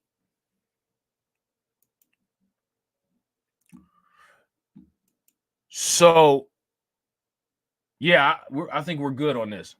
We're good on this. We ain't got to read no more of this. We all trumped out over here as far as that removal goes. Now, there was an article that I was going to read about Trump in California, because they're talking about taking Trump off the ballot in California. Now, here's the thing, right? They've tried this in Colorado, right? And we don't know if it's going to hold up or not. We don't know if it's going to hold up or not. Right? So I don't know if it's really a good gauge to use as far as examining whether this will occur in California or not. I don't know why California would waste their time doing this if it doesn't hold up in Colorado. But because California is a liberal state and more than likely an enemy of Trump, I could definitely see them following suit strategically to try to slow things down. And shout out to Roots Trackers. Roots Tracker said it didn't hold here in Cali from what I read. Yeah, I don't think they've done it yet, but I'm curious to see what they do. So I got a little bit about that. We're going to check that out real quick, and then we're going to move on to Giuliani. Along the same tribal lines we always talk about. Are we focused on the right things? Well, this is certainly a challenge to our democratic process. And I find it frightening that people have already made their decisions without knowing the full story, without reading why the decision was made, without understanding the ramifications of that decision, and looking at the consequences, not just for that one state and that one decision, but for American politics and elections for the long term. I've talked to my colleagues in the polling profession who've been in the field since that decision was made 48 hours ago. Mm-hmm. And they tell me that it hasn't changed the numbers, but it absolutely has changed intensity. Whereas you had 70% of Trump voters that were absolutely determined to vote for him, that 70% is now up into the mid-80s. And those who are going to vote against him, their intensity has grown as well. Fewer undecided voters, fewer people that are going to listen to the arguments, and more people that have made up their minds and don't have any desire to hear an alternative point of view. And that, to me, as an academic, as a professor, that's frightening. For in the end, elections absolutely matter, but American democracy and our future matters even more. It's almost an existential challenge because in the courts, of course, they're trying to do what they feel is legally appropriate, you know, citing Article 3, the 14th Amendment, a lot of debate about that and what the Supreme Court will do.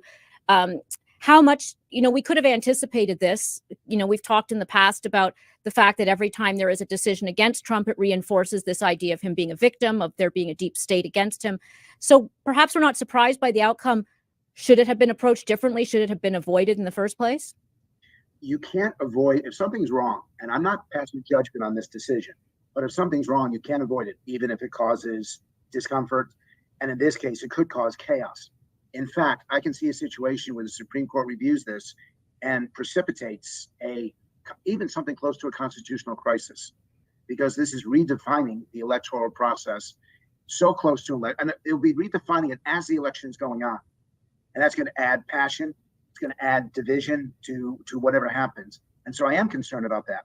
But the fact is, there are other states that looked at this and said, no, that it is not justified.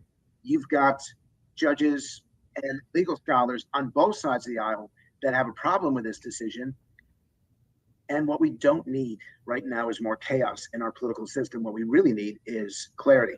And this is not going to add to the clarity in any sense of the word. Before we move on, can I go back to the first principles of, given the intention of Article 3, obviously it was forged, just a few years after the Civil War. So that context, I think, is important.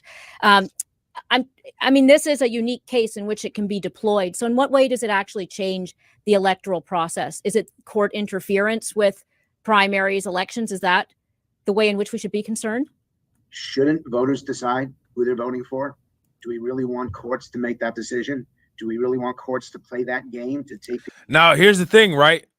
The Democrats have a track record of doing these kind of interventions when things are not looking good for them. They have a track record of doing this. Let me ask you guys this question. Is what they're doing here comparable to what's being done in Chicago to keep sanctuary cities from being on the ballot? If it is, give me a thumbs up. If it's not, give me a thumbs down. People out of politics, out of the ballot process. I'm not sure about that. I do know that things have changed since Article 3 and since the 14th Amendment was ratified. Obviously, there are strict constructionists who believe in the original intent, and that matters as well. I just think that you're throwing in a really dangerous wrinkle right now that does benefit Donald Trump in the short run, that creates a level of distrust towards our electoral process, which is really damaging. See, everybody is coming up with the same conclusion that I came up with. And I said this conclusion a long time ago. I've said this a long time ago. I said the Democrats need to just ignore Trump. The fact that they keep after him, that almost is like it's almost like an admission of defeat, if you ask me. It's an admission of defeat. If the Democrats could show that they weren't preoccupied with fear, you know what I'm saying? Because fear of losing to Donald Trump has just completely overtaken all of their abilities to be able to function. I think people might take them a little bit more seriously. And it would take some of the free advertising that they're doing for Trump. It'll diffuse some of that. But they don't get it. They don't get it. And they got people getting paid millions of dollars a year to make these decisions and to come up with these strategies, and they have failure to adjust. The long run, and how the Supreme Court handles this, their decision making, the context that they use to explain their point of view is truthfully, significantly more important than anything that they've done since overturning Roe v. Wade, because all of America is going to be watching, and all of America is going to be responding, whatever they decide to do. All right, so there's that, right? So now next we got a little clip from Fox, and they're talking about California considering removing Trump, which again, like I said, they barely got this off in Colorado. I don't think that this is something that's going to be very widespread. Shout out to my cryptocurrency people, man. I know y'all loving y'all crypto wallets right now. Shout out to Black Spider. What's good with it, Black Spider? How many people are cryptocurrency heads in here? If you a cryptocurrency head, give me a thumbs up. If you're not a cryptocurrency head, give me a thumbs down. If you a cryptocurrency head, your wallet is looking good. But everybody knows, if you've been in crypto for a minute, that Christmas time brings the pump.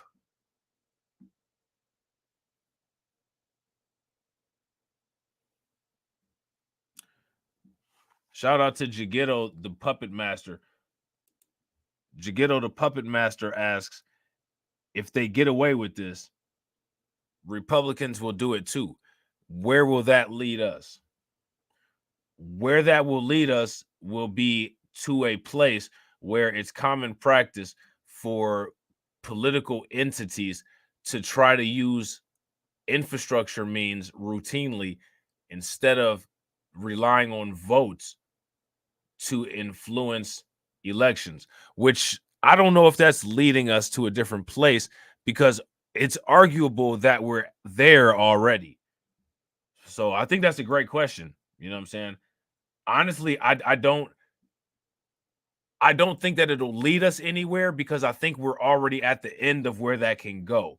And that's what we're seeing. That's why we're seeing them do stuff like this. You know what I'm saying? If that makes sense, let me know. Hopefully that was a you know what I'm saying, good enough answer to what you were asking, but good question nonetheless. Donald Trump wasting no time trying to cash in on the Colorado ballot ruling. He is now selling digital trading cards for $99, branding it the Mugshot Edition. David Avella joins us now. David, how much money do you think, I mean, putting the cards aside for a minute, but from donors, how much can he generate from this Colorado decision? Well, we've seen the President Trump's campaign be able to monetize much of this lawfare, impact I think that it's fair these to call rulings that's right, against him. But David, as we see this Supreme Court now potentially taking up this case, what Americans need is a 9-0 ruling to send a clear message on this, that as a country, and the legal experts and scholars can debate the merits, but what Americans need. Shout out to Win, Lose, or Rug. Bro, do you think that Solana is going to hold at 150 through first quarter next year? What do you think? It's about to break resistance and hit 100 and stay consistent at 100. You know what I'm saying? I think that I might actually change my investment strategy and kind of see how Solana continues to move. And if Solana is able to sustain, I think that Solana could get some Ethereum-sized growth, like by the end of 2024, beginning of 2025. You know what I'm saying? What you think?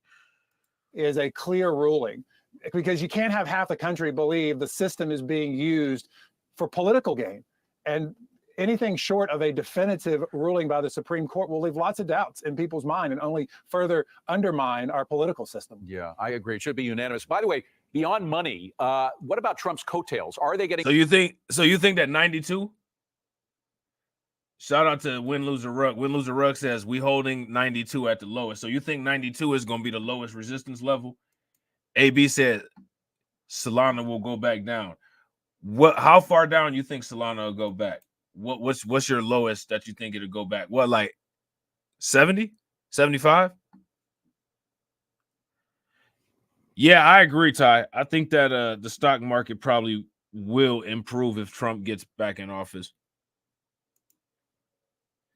Longer and stronger as these decisions come in, these unpopular decisions come in, and will that help congressional and Senate races in 2024?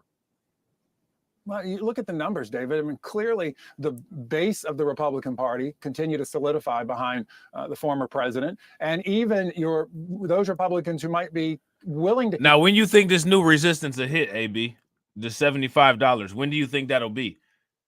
Soon, like before February?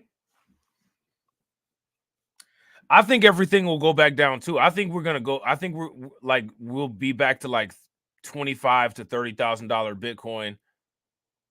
But I think that Solana will stay up a level at where, damn, Ricky, you got Solana at 200? Whew.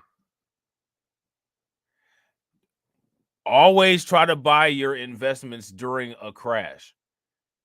Never buy your investments when everything is green. Listen, I'm gonna give you guys the easiest investment. Now, mind you, this isn't investment advice, right?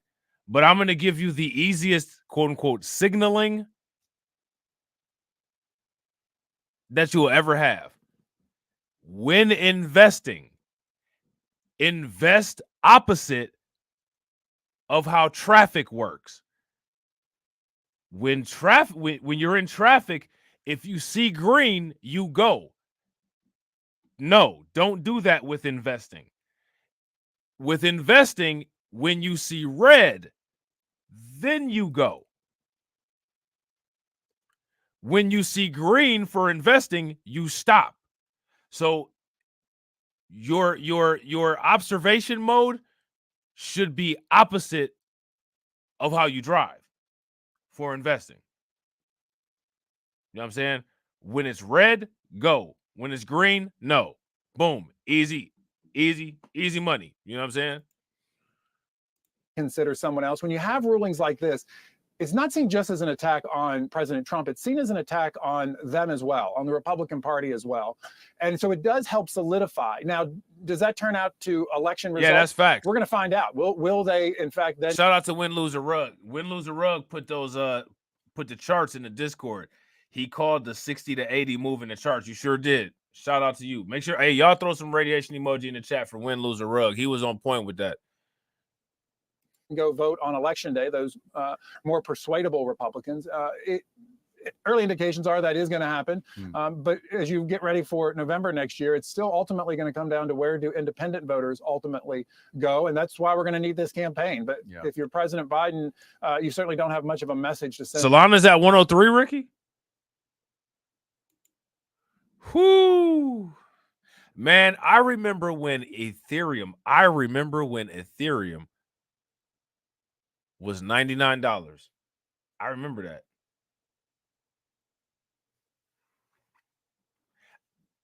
I don't never want to miss out on another Ethereum type situation. That's why I'm watching Solana the way that I'm watching it. And to vote to independents that you've made their life better. By the way, California apparently is now considering removing Trump from the ballot as well. If they try to do that, will they wait for the Supreme Court decision, do you think? And will other blue states wait for the Supreme Court decision, or will they try to jump in now and get something in before the decision? Well, in California, you never know what they're willing to do to speed up the process. That wallet looking fat. PHAT. Pretty hot and tempting.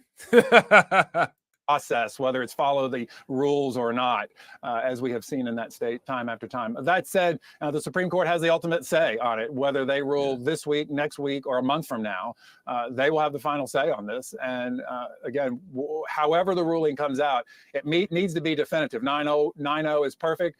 It would be a disaster if we get a 4-3 ruling. All right. Well, the sooner the better. Yeah, I don't think it's going to be no 4-3 ruling at the federal at the federal level. Now, I don't know how much of this we need to read. I don't know how much of this we need to look at, or if we even do need to look at it. I had it pulled up. I'm gonna just show it to y'all anyway. Shout out to Lloyd Sky 9. Lloyd Sky 9 says, "What's your opinion on the whales manipulating and trading Bitcoin upwards? We can see some crazy volatility if that happens." We can.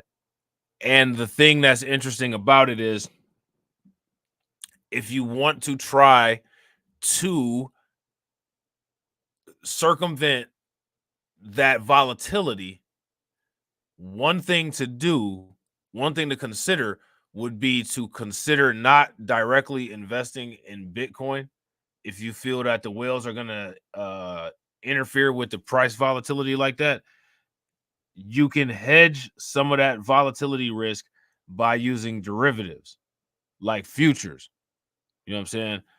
That's one way that you could kind of diversify and hedge that risk, but still get in on some of the explosive growth of something like a Bitcoin. You know what I'm saying? So this is an article here from the Mercury News, and it says, "Can California really keep Trump off the ballot? All eyes on whether the U.S. Supreme Court reviews Colorado's decision." Ooh.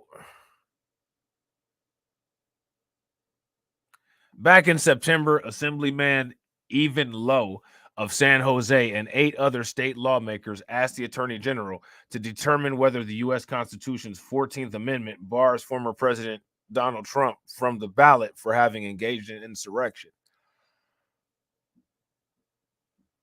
It seemed nothing might ever come of it as months went by with no word back and the clock ticking toward the state's March 5th primary. Now this week's bombshell ruling from Colorado highlights court barring Trump from the ballot in the Rocky Mountain state has renewed the possibility in other states, including California, At least 3 lawsuits to keep Trump off the ballot are pending in the Golden State, along with calls from California's Lieutenant Governor Elni Kunalakis this week for the Secretary of State to explore every legal option to remove the former president, and earlier requests from Lowe and his fellow state lawmakers. So now, as you guys can see, what this reveals right here is that this is clearly about keeping Trump off the ballot. Not so much about doing the right thing, not so much about saving the American people, not so much about, maintaining democracy. It's just about keeping Trump off the ballot. Now, I don't see how this could really give us any more information. You know what I'm saying? I don't. Because we already know what went on in we already know hold on real quick. We already know what went on in Colorado. And again, the Colorado thing is technically not complete because it has to go through the US Supreme Court. So California will definitely have to follow the same process, and they're doing it for the same reasons as Colorado, just because they don't want to have to be competitive and deal with Trump on their ballot. So I don't think we necessarily need to read that entire article. Maybe we'll come back to it at some other point. Secretary of State Shirley Weber has exactly a week from today to certify that list of candidates for the March presidential primary, and her office is so far staying tight-lipped about this situation.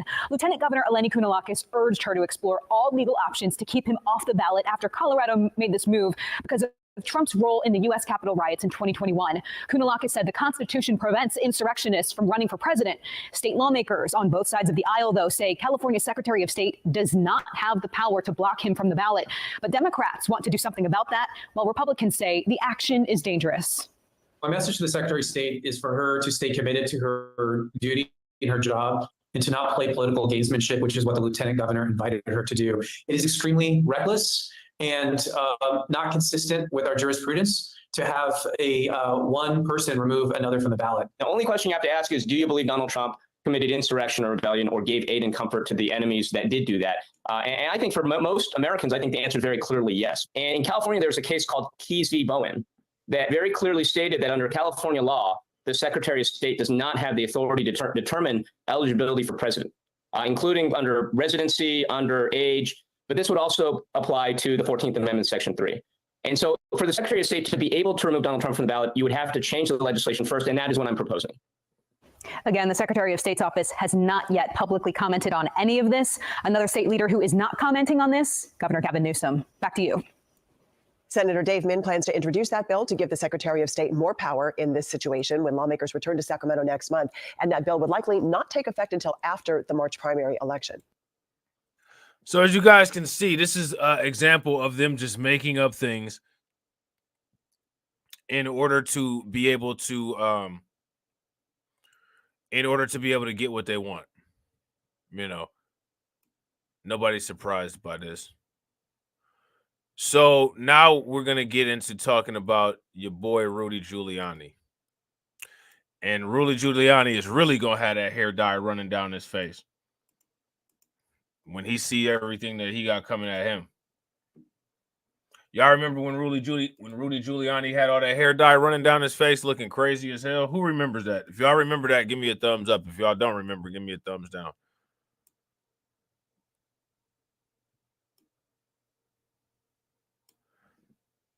Like, come on, bro.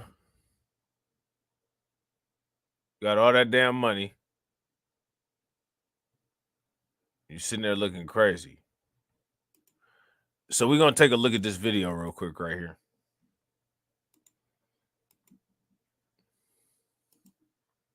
Man, he was looking crazy as he was like, that was the freak out picture. Hold on, we got to bring it back.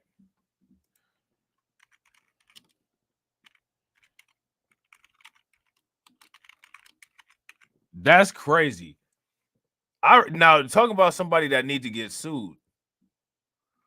Whoever his stylist was that day, they really should have got sued for having him looking like that. Like, What's up with that? That was some of the craziest stuff I ever said. I said, this dude sitting up here melting. Like, they really stressing him out. It's like that scene on Fifth Element. When that black stuff was running down that dude's head. Look. Like, bruh, get your ass in the shower. You know what I'm saying? They're probably, Mr. Giuliani, sir. Sir, all right, is everything okay?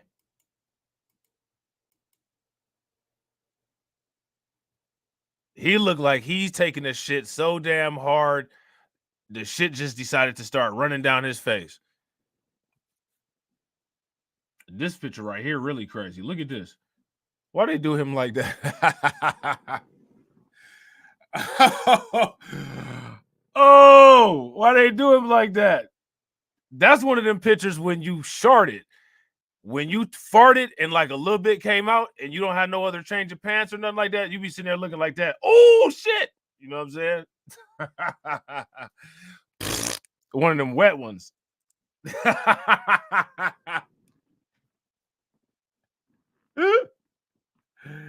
Oh, man.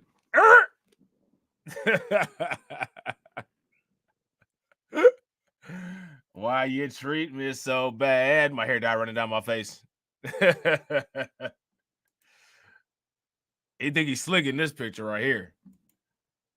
Oh, why they do him like this in this picture right here? Why the crazy faces though, man? Shout out to Jago DeRue. What's good with it, bro? Why these crazy faces though, bro? Like, what's really going on? They got every single angle of this. Every angle.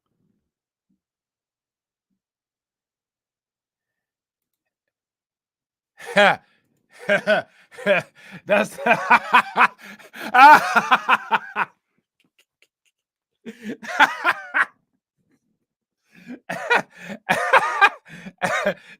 that's the confirmed one right there. That's when you sat down and your pants was wet. Oh. Ah.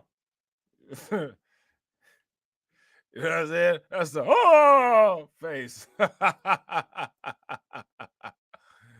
Oh man. Yeah, that's how his face looking. You know what I'm saying? That's how it's looking now that he found out he got to pay all them damn ducats. You know what I'm saying? So he's being sued again after he lied about Ruby Freeman and Shay Moss. Again, you know what I'm saying? Part 5. So let's see what he's talking about real quick. And a beginning than an end. It's much more of a beginning than an end. The $148 million verdict in Rudy Giuliani's election worker civil defamation case. The former New York mayor has vowed to appeal the 9-figure ruling, but the road ahead is bigger than that. For starters, less than an hour ago, we learned that attorneys for Ruby Freeman and Shay Moss filed a new complaint against Giuliani seeking an injunction. We'll tell you about what that means in a moment. But what about Donald Trump himself? If Giuliani is guilty of defaming 2 innocent people, knowingly spreading lies at their expense, is the disgraced ex-president as well? After all, the January 6th Select Committee clearly illustrated the way that Trump targeted Ruby Freeman and Shay Moss in the aftermath of the election. This was the crowd in Valdosta, Georgia, at a Trump rally on December the 5th, 2020. Remember, this was after the election. What they're doing is watching the video, incorrectly purporting to show Moss and Freeman engaged in election fraud. And after that, this is what Trump said. So if you just take the crime of what those Democrat workers were doing, and by the way, there was no water main break. You know, they said there was no water main break. That's 10 times more than I need to win this state. 10 times more. It's 10 times, maybe more than that, but it's 10 times more because we lost by a very close number. And beyond the scope of civil litigation, what sort of overlap exists between the Giuliani ruling and Trump's criminal case in Fulton County, Georgia? Trump mentioned Ruby Freeman 18 times on that infamous Find Me 11,000 Votes call with Georgia Secretary of State Brad Raffensperger, after all. So what's next? Joining our conversation, former assistant U.S. and attorney and former candidate for mayor of New York City, Maya Wiley. Andrew's also back with us. Andrew, let me ask you that question, because Rudy Giuliani, I don't know what the language is to use. Some would say in non-legal terms, he sort of defaulted on that case because he didn't do what he was supposed to do. So he was found responsible. And the trial that occurred was basically about the fees, the penalties he would pay. That said, the same allegations are in the Georgia criminal indictment, and he's not the only one. Shout out to Alonda. Alonda said, Rob, when that picture of Giuliani sweating black gel surfaced, all the Pan-Africanists started plebiscite babbling about how Giuliani and other politicians are reptilian aliens. I didn't know that A in QAnon was for African. Good Lord. How many people knew that? Did y'all know that the A in QAnon was for African? I did not know that. All the politicians are secret aliens that came from Anunnaki. Like, all right. You know what I'm saying? Who does it? I'll say it 3 times. They are reptiles. Reptiles. Reptiles. You know what I'm saying? Lord have mercy, man. And then you can't tell people like that nothing. You can't explain nothing to people like that. That's why, like, I don't be trying to do no debates or, you know what I'm saying? Like, I do panels where, I got our little circle of people that we cool with, that we talk with. Because I can't have somebody like calling in, sounding all crazy, talking about some damn aliens and shit. People at the White House. You don't have no proof of none of this shit, but you want to try to force this conspiracy theory. You know what I'm saying? They will do that. They will do that. I know that they was out there plebiscite babbling when all that hair dye was running down his face. You know what I'm saying? Shout out to Abdul. Abdul said you can't take anyone spreading disinformation seriously and you can't hear or see them. Yeah, that's facts. That's facts. Hurricane said the scam Africanists wonder why no one listens to them anymore. It's tiring. It's tiring. You know what I'm saying? Like who wants to sit there and listen to that bullshit? Seriously. That shit is tiring. It's like, okay, bro. If I got a choice of some nails going down a chalkboard or to listen to you, reluctantly, I'm going to choose the nails going down the chalkboard. That's bad. That's bad. That really means that no one wants to hear any of the nonsense that you got to say. That's crazy. One that faces them. So what's the relationship between what happened in the civil trial and what's going to happen in Georgia? Sure. So first to the criminal case, Ruby Freeman and Shay Moss, their testimony is completely integral to some of the criminal charges brought by the state of Georgia. They're specifically focused on in terms of what Rudy Giuliani and other people did in terms of damaging and harassing them. So they will certainly be witnesses. And Rudy Giuliani, in addition to this civil case where there was the judgment last week, is facing criminal charges in connection with what he did with respect to them. It is also part of the criminal case that Jack Smith has brought federally in D.C., where allegations with respect to Ruby Freeman and Shay Moss are also part of that larger scheme. And then finally, to your question about Donald Trump, I can understand, and by the way, in our podcast, we actually asked the lead lawyer about that. Why did you not sue Donald Trump and why just Rudy Giuliani? And it's important to remember that if you're focusing on a case for something that the former president did while he was in office, that could delay seeking relief because there are issues of presidential immunity. However, statements that Donald Trump made after he left office, and I believe there are some, could form the basis of a civil case in addition to all the other liability that he is facing. In the same way, for instance, Eugene Carroll has brought suit. Facts. Facts. If y'all agree with Alonda, give me a thumbs up. If y'all disagree, give me a thumbs down. I'd rather listen to Whoopi Goldberg's nails go down the chalkboard on Sister Act. Facts. And yeah, this dude's voice is crazy, man. This dude's voice about to make me fall asleep. Seriously, I'm over here nodding off. We ain't about to listen to his ass no more. Shit, we'll all be asleep in here. Hold on, I'm about to pull this article up real quick. Yes, everybody just go to sleep. I know I'm not talking about anything important. I'll just bore you on to death. It's okay. I'm going to talk slow, silent, and smooth so that you all just drift into dreamland and literally have no idea what's going on or what I'm talking about. Like, why do people talk like that, bro? Have you ever heard of voice inflections? Have you ever heard of charisma, motherfucker? Like, talk. Humming a damn. I'm about to get hypnotized and shit. I'm sitting up here, my head dipping. I'm about to hit my microphone in front of me. Damn. Yeah, that's that Ben Stein voice. Is this a clear article? Is this a dry article or is this a clear article? Which article is it? Is it dry or is it clear? Like, I'm okay, bro. Like, no shit. Damn. What kind of shit is that?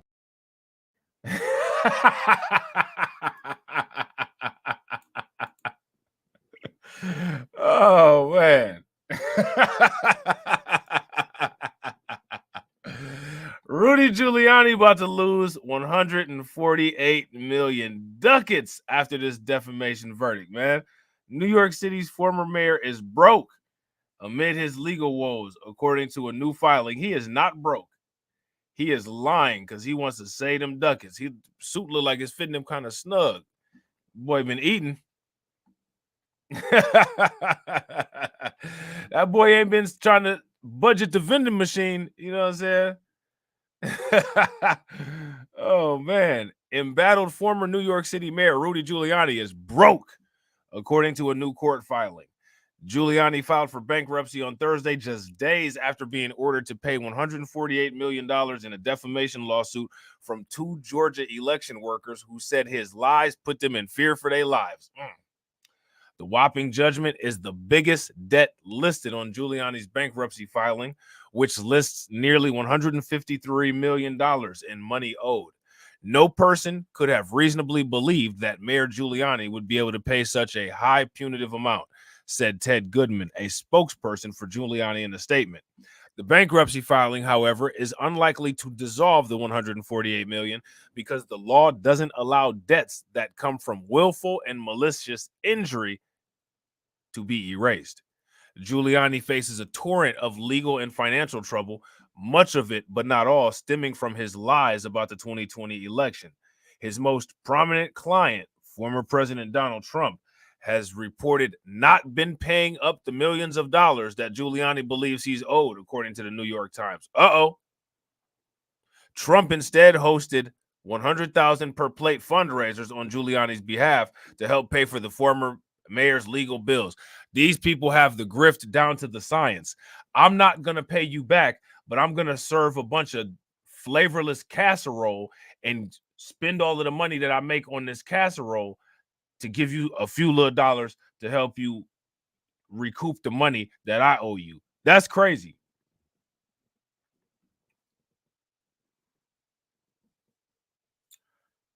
No, I haven't seen that. Shout out to Jesse. Jesse says, have you seen Osambo's new film, Leave the World Behind Yet? No, I haven't seen that. Have you guys seen it? If anybody in here has seen that, give me a thumbs up. If y'all haven't seen it, give me a thumbs down.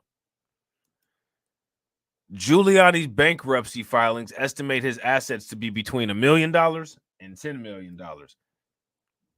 He's still in a better situation than me, even bankrupt. Imagine that. People like Giuliani are in a better situation than we are, and they're going bankrupt. What's that movie supposed to be about? I never even heard of it. Y'all know I don't be watching TV all like that. Let's see if this article got anything different in it. Now, this is what's up. This is good timing. We about to be done in 2 hours. I'm about to try to get a couple streams done. So make sure if y'all not subscribed to all my channels, y'all got the links or y'all got the notification bells hit. Make sure that you guys watch this stream all the way through to the end so it'll take you into that next stream. Well, it's not going to be the next one, but it's into undocumented for tonight. All right. So now it says Rudy Giuliani sued again by ex-Georgia election workers. Let's see if they got anything different in here. 2 election workers who won $148 million in damages from Rudy Giuliani have sued him once again. So he getting sued again, this time to stop former Trump's lawyer from repeating claims that they engaged in election interference in 2020. The pair filed the motion in D.C.'s U.S. District Court on Monday. They are also seeking the cost of their attorney and court fees, as well as other and further relief this court deems just and proper, according to the filing. Defendants Giuliani's statements, coupled with his refusal to agree to refrain from continuing to make such statements, make clear that he intended to persist in his campaign of targeted defamation and harassment. It must stop, the filing reads. Appearances cited in the filing include a press conference shortly after the jury announced damage amounts Giuliani owed, and interviews with Newsmax on December 15th and on Steve Bannon's War Room podcast on December 16th.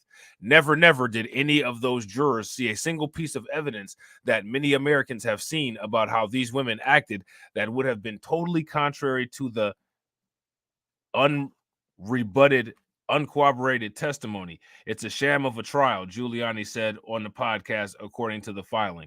Giuliani was sued by the 2 women who said he engaged in a smear campaign by repeatedly claiming they helped change the result in the state so that Joe Biden would win.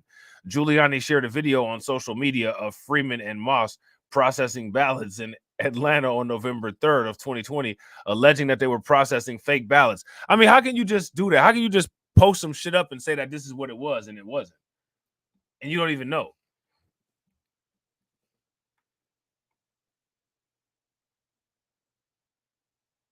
You know what I'm saying? Like, that don't make no damn sense. That's crazy. That's out of pocket, man. But is anybody surprised, though? That's the real question. In August, a judge ruled Giuliani was liable for defamation, civil conspiracy, and intentional infliction of emotional distress. The jury trial was to determine the amount of damages awarded. Giuliani's wrongful conduct is so outrageous in character and so extreme in degree that it is beyond all possible bounds of decency and is to be regarded as atrocious and utterly intolerable in a civilized community, the complaint reads. Damn. The filing adds that unless Giuliani is restricted from repeating defamatory statements about the pair, the emotional distress, overwhelming stress and anxiety, lost earnings will continue. Representatives for Freeman, Moss, and Giuliani did not immediately respond to Axel's request for comment. Giuliani about to be coming out of some ducats. That bankruptcy that he filed is not going to protect him. You know what I'm saying? That bankruptcy that he filed for, not gonna protect him in the least bit. And the reason why is because it was proven, well, at least the court made the decision that his actions caused malicious and purposeful intent. So somebody is about to get a nice $148 million payday, and somebody else finna be out of $148 million.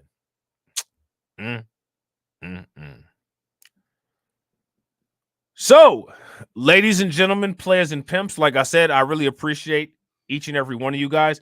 Make sure that you have the notification bells hit. All right. Make sure that you stick around until after the outro so that it'll take you into the undocumented premiere window so you can hit the like. And if you're not subscribed, you can subscribe to that channel. And as always, ladies and gentlemen, walk up in the life. Yeah, I'm really talking my shit like I'm really him. Hold up, look, walking this bitch like, hey. Yeah, I'm really him. Talking my shit like, hey. I'm really him. Don't believe me? Come and see me. Got 3 wishes from my genie. Now I'm on your local TV. Y'all on tour, got demons. Say she wanna come and see me when I'm in a local city. I'm like, pause though. Please step aside so they can see me. And I walk up in this light. Yeah, I'm really him. Talking my shit like I'm really him. On God. Walk up in this light. Yeah, I'm really him. Talking my shit like I'm really him. I'm the realest Rappers from my city, that's on money, that's on Kiwi, that's on mamas. Niggas don't believe me, come and see me. I been dodging all that face. All these niggas working broke, but I been getting paid. All that know me from the street. Flexing for what feature, that's like every other week. Talk behind my back, I kick my feet up, have a seat. Cause at the end of the day, all these watching me as I walk up in this light. Yeah, I'm really him. Talking my shit like I'm really him, on God. Walk up in this light. Yeah, I'm really him. Talking my shit like I'm really him, on God. Walk up in this light. Yeah, I'm really him. Talking my shit like I'm really him. Hold up. Look, walking this light. Hey. Yeah, I'm really him. Talking my shit like, hey, I'm really him. Hold up.